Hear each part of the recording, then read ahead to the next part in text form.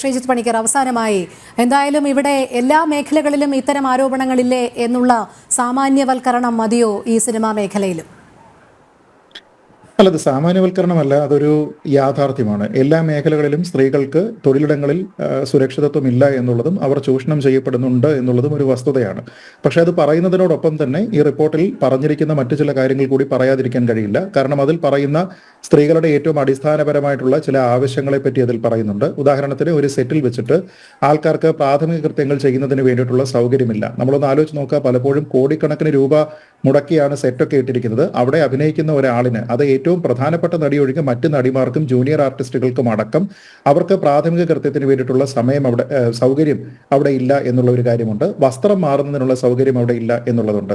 ഒന്നാലോചിച്ച് നോക്കുക, നമ്മൾ ഈ 2017 രൂപീകരിക്കപ്പെട്ടിരിക്കുന്ന 3 അംഗ ഒരു കമ്മിറ്റി വേണോ ഇത്തരത്തിലുള്ള ഒരു കാര്യത്തിനെ പറ്റി അന്വേഷിക്കുന്നതിനും അതിനൊരു പരിഹാരം നിർദ്ദേശിക്കുന്നതിനും? അതൊക്കെ തന്നെ അല്ലാതെ തന്നെ ചർച്ച ചെയ്യപ്പെടേണ്ടതും ഇങ്ങനെ ഒരു കമ്മിറ്റിയുടെ മുന്നിൽ എത്തേണ്ടെന്ന ആവശ്യമില്ലാതെ തന്നെ പരിഹരിക്കപ്പെടേണ്ടതുമാണ്. അതിൽ തന്നെ ഞെട്ടിച്ചിരിക്കുന്ന ചില കാര്യങ്ങൾ, നമ്മളിവിടെ ഈ 15 അംഗ പവർ ഗ്രൂപ്പിനെ പറ്റിയൊക്കെ പറയുന്ന സമയത്ത് ഒന്ന് ആലോചിച്ച് നോക്കുക. അതിൽ ചില ആൾക്കാർ വന്നിട്ട് ഹേമ കമ്മിറ്റിക്ക് മുൻപാകെ പറഞ്ഞിരിക്കുന്നത് അവർക്ക് മൂത്രമൊഴിക്കുന്നതിന് വേണ്ടിയിട്ടുള്ള സൗകര്യമില്ല. നായികയുടെ കാരവാനിൽ ചോദിക്കുന്ന സമയത്ത് നായിക തയ്യാറാകുന്നില്ല അത് കൊടുക്കുന്നതിന് വേണ്ടിയിട്ട് എന്നാണ്. എന്ന് വെച്ചാൽ സ്ത്രീയുടെ ഏറ്റവും അടിസ്ഥാനപരമായിട്ടുള്ള ഒരു പ്രശ്നത്തിനെ മനസ്സിലാക്കി പെരുമാറുന്നതിന് ഒരു സ്ത്രീക്ക് കഴിയുന്നില്ല. അതേപോലെ ചില അമ്മമാരായിട്ടുള്ള ആൾക്കാർ, നടിമാരുടെ അമ്മമാരായിട്ടുള്ള ആൾക്കാർക്ക് ഈ പറയുന്ന അഡ്ജസ്റ്റ്മെന്റിന് അല്ലെങ്കിൽ കോംപ്രമൈസിന് തയ്യാറാണ്. അതായത് ഇപ്പോൾ ഒരു പ്രൊഡ്യൂസറോ നടനോ അല്ലെങ്കിൽ മറ്റേതെങ്കിലും ഒരാൾ ഇങ്ങനെ നിങ്ങൾ ശാരീരികമായി വഴങ്ങിയെങ്കിൽ മാത്രമേ നിങ്ങൾക്ക് അവസരമുണ്ടാകൂ എന്ന് പറഞ്ഞു കഴിഞ്ഞാൽ അതിന് തയ്യാറുമാണ്. അതൊരു വലിയ പ്രശ്നമായിട്ട് അവർ കാണുന്നുമില്ല എന്ന് പറയുന്നു. എന്ന് വെച്ചാൽ ഇതൊരു വലിയ പുഴുക്കുത്താണ്. ഇത് കേവലം ഏതെങ്കിലും ഒരു പുരുഷന്മാരുടെ മേധാവിത്വം കാണിക്കുന്നത് മാത്രമല്ല, അത്തരത്തിലുള്ള കാര്യങ്ങൾക്ക് വഴങ്ങുന്ന സ്ത്രീകളുമുണ്ട്. അവരവരുടേതായിട്ടുള്ള ആവശ്യത്തിന് വേണ്ടിയിട്ട് മാത്രം ഇതിനെ ഉപയോഗിക്കുന്നവരുണ്ട്, ബ്ലാക്ക് മെയിൽ ചെയ്യുന്നവരുണ്ട്, ഇതെല്ലാവരുമുണ്ട്. അല്ലാതെ ഇത് ഒരു കാര്യം മാത്രമല്ല, ഒരു കാർട്ടൽ പോലെ പ്രവർത്തിക്കുന്ന അതിൻ്റെ എല്ലാ പുഴുക്കുത്തുകളുമുള്ള ഒരു മേഖലയാണ് എന്നുള്ളതാണ്. അതിലൊരു ശുദ്ധികലശം ഉണ്ടാവുക എന്നുള്ളത് പ്രധാനമാണ്. ഇങ്ങനെ ഒരു റിപ്പോർട്ട് കിട്ടിയതിന് ശേഷം, ഇങ്ങനെ ഒരു വലിയ വൃത്തികേട് ഇവിടെ നടന്നുകൊണ്ടിരിക്കുകയാണ് എന്നുള്ള ഒരു റിപ്പോർട്ട് കിട്ടിയതിന് ശേഷം ഇനി എന്ത് എന്നുള്ള ഒരു ചോദ്യമുണ്ട്. അതിൽ നിന്ന് സർക്കാരിന് ഒളിച്ചോടാൻ പറ്റില്ല. പരാതി കിട്ടിയെങ്കിൽ മാത്രമേ ഈ ഇൻഡിവിജ്വൽ ആയിട്ടുള്ള കേസുകൾ അന്വേഷിക്കാൻ കഴിയുള്ളായിരിക്കും.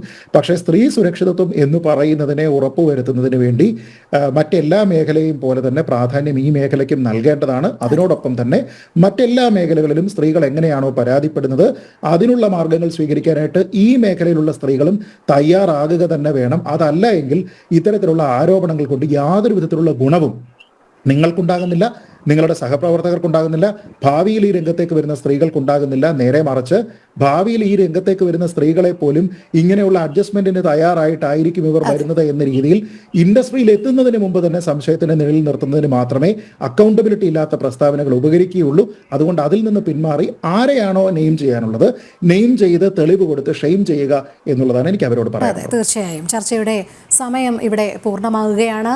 ആകാശം മനോഹരമാണ്, പക്ഷേ താരങ്ങൾക്ക് തിളക്കമില്ല. താരങ്ങളെ തിളക്കത്തോടുകൂടി സൃഷ്ടിക്കുക എന്നുള്ളത് സർക്കാരിൻ്റെയും നിയമത്തിൻ്റെയും നമ്മൾ ഉൾപ്പെടുന്ന പൊതുസമൂഹത്തിൻ്റെയും കൂടി ബാധ്യതയാണ്.